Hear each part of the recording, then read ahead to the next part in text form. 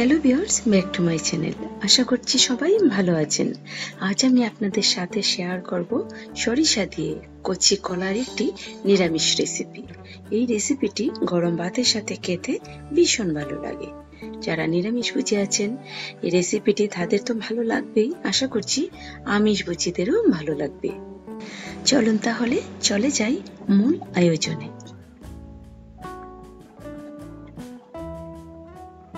শুরুতেই নিয়ে নিচ্ছি কিছু কচি কলা। কলাগুলো ভীষণই কচি, একদম ছোট, 1 আঙ্গুল সমান হবে লম্বা। আর এরকম কচি কলা দিয়ে এই রেসিপিটি করলে খেতে বেশি ভালো হয়, এতে কষ্টটাও কম থাকে। এখন আমি কলাগুলোকে কেটে নেব। কলাগুলোকে আমি বোটা থেকে আলাদা করে নিচ্ছি।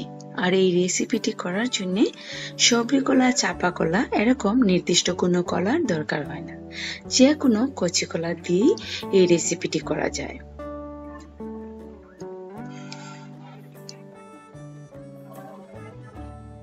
আমি এখানে যে পরিমাণ কলা নিয়েছি, আপনারা চাইলে এর থেকে কম বা বেশি দিয়ে রেসিপিটি করতে পারেন। সবগুলো কলাকে বোটা থেকে কেটে নিলাম। এখন ফুলের দিকটা কেটে ফেলে দেব। তার আগে হাতে একটু তেল মেখে নিয়েছি, যাতে করে হাতে কলার কষটা না লাগে। ফুলের দিকটা এখন কেটে নিচ্ছি। কলার দুটো দিক কেটে ফেলে দিয়ে এখন কুসার উপরে ছুরি দিয়ে একটু কেটে কেটে দেব, যাতে করে কলাগুলো যখন সিদ্ধ দেব তখন এর ভেতর থেকে যেন কষটা ভালোভাবে বের হয়, এবং রান্না করার সময় যেন তেল মশলাটাও ভালোভাবে ভেতরে ঢুকতে পারে। এভাবে একটু কেটে কেটে দিলে রেসিপিটা দেখতেও কিন্তু সুন্দর লাগে। সবগুলো কলাকে আমি এভাবে কেটে নিচ্ছি। আরেকটা কলা আমি কেটে দেখাচ্ছি।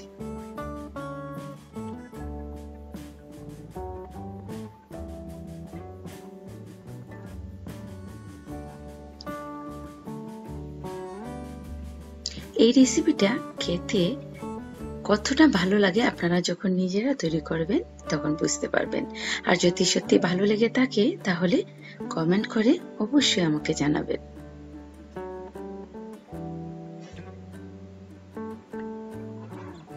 সবগুলো কলা আমি একইভাবে কেটে নিলাম। এখন আমি এগুলোকে সিদ্ধ দিয়ে নেব। সিদ্ধ দেওয়ার জন্য চুলায় একটা প্যান বসিয়ে পর্যাপ্ত পরিমাণ জল দিয়ে এর মাঝে 1 চা চামচ পরিমাণ হলুদ গুঁড়ো মিশিয়ে কলাগুলো দিয়ে দিচ্ছি।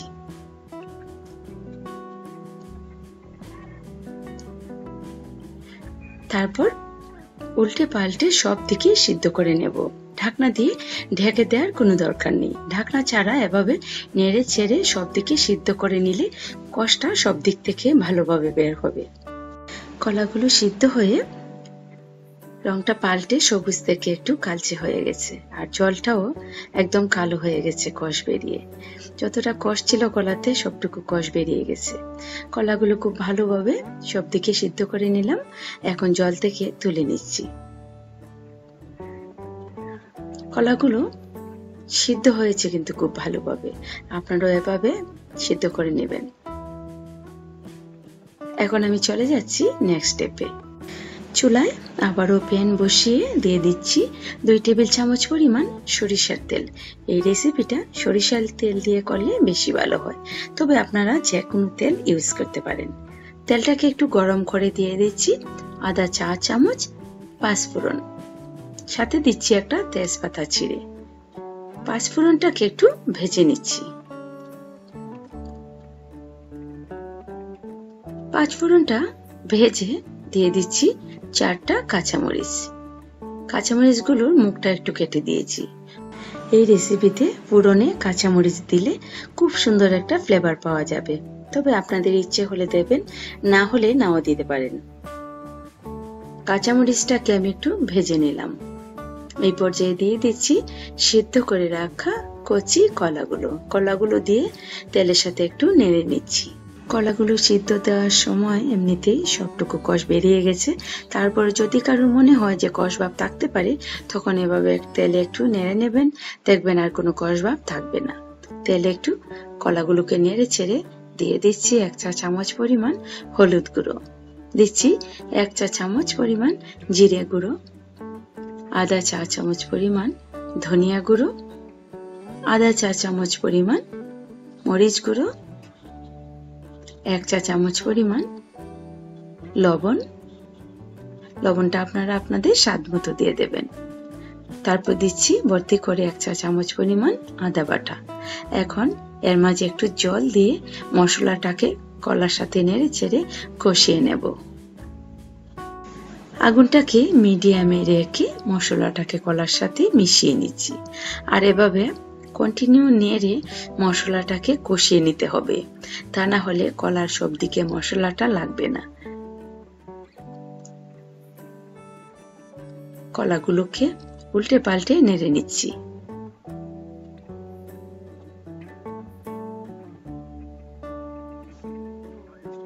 কয়েক মিনিট এভাবে নেড়ে ছেড়ে মশলাটাকে কষিয়ে নিলাম। মশলা থেকে এখন তেলটা বেরিয়ে এসেছে, আর কষানোর দরকার নেই। এই পর্যায়ে আমি দিয়ে দেব 1.5 কাপ পরিমাণ জল।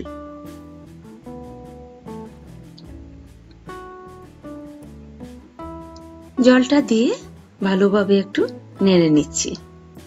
কলাগুলো যেহেতু আগে থেকে সিদ্ধ করে নেওয়া, তাই এখন এর থেকে বেশি জল আর দেব না, এই জলই রান্নাটা হয়ে যাবে। আমি ভালোভাবে একটু নেড়ে এখন 10 মিনিটের জন্য ঢেকে দিয়ে দিচ্ছি। 10 মিনিট পর ঢাকনাটা তুলে নিচ্ছি। জলটা অনেকটাই শুকিয়ে গেছে। এখন যে পরিমাণ আছে তার মাঝে আমি দিয়ে দেব 1.5 টেবিল চামচ পরিমাণ মতো সরিষা বাটা। আমি এখানে সাদা সরিষা বাটা দিয়েছি। আপনারা লাল সরিষা, সাদা সরিষা, যে কোনো সরিষা দিয়ে রেসিপিটি করতে পারেন। তবে রান্নার শুরুতেই সরিষা বাটা দিলে তরকারিটা তেতো হয়ে যাওয়ার একটা চান্স থাকে, তাই রান্নার শেষের দিকে সরিষাটা দিতে হবে। আমি সরিষা বাটাটা দিয়ে আরো 2 মিনিট সময় নেড়ে রান্নাটা করে নিলাম। বেশ, এখন আমি আগুনটা নিভিয়ে দিচ্ছি। ভিউয়ার্স, আমি যে টিপসগুলো দিয়েছি সেই টিপস ফলো করে আপনারা যদি এই রেসিপিটি করেন, তাহলে আমি বলতে পারি এই রেসিপিটি একবার খেলে আপনারা বারবার খেতে চাইবেন। আজ তাহলে বিদায় নিলাম, আবার দেখা হবে অন্য কোনো রেসিপি নিয়ে। সে পর্যন্ত সবাই খুব ভালো থাকবেন। আর যারা আমার চ্যানেলটিকে এখনো সাবস্ক্রাইব করেননি, তারা প্লিজ আমার চ্যানেলটিকে সাবস্ক্রাইব করে নেবেন।